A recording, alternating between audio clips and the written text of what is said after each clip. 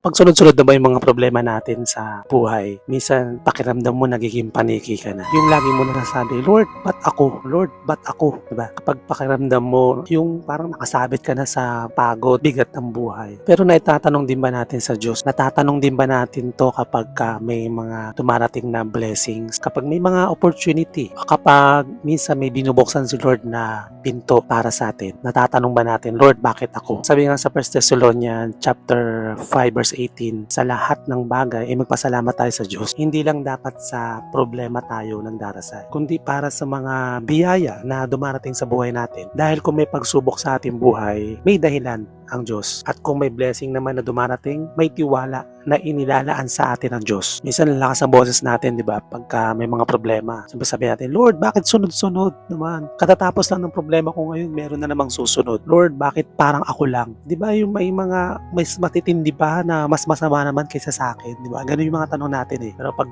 dumating yung mga opportunity, di ba? Kapag biglang may blessings, kapag may biglang pinto, tulad nga na sinabi ko nung una, parang tahimik tayo. Lord, ba't ako lang may blessing? Lord, bakit ako lang yung pinagpala mo? Tandaan natin to, hindi lahat ng laban ay parusa. Minsan, paghahanda pala sa atin ng Diyos at hindi lahat ng blessing ay reward. Yung iba ay pinagkatiwala ng Diyos sa iyo. Kaya kung tinatanong mo sa Diyos, kung tinatanong mo ngayon sa Lord na, Lord, ba't ako? Baka marahil ang sagot sa iyo ng Diyos ay dahil kaya mo. You are blessed to be a blessing. Share mo to.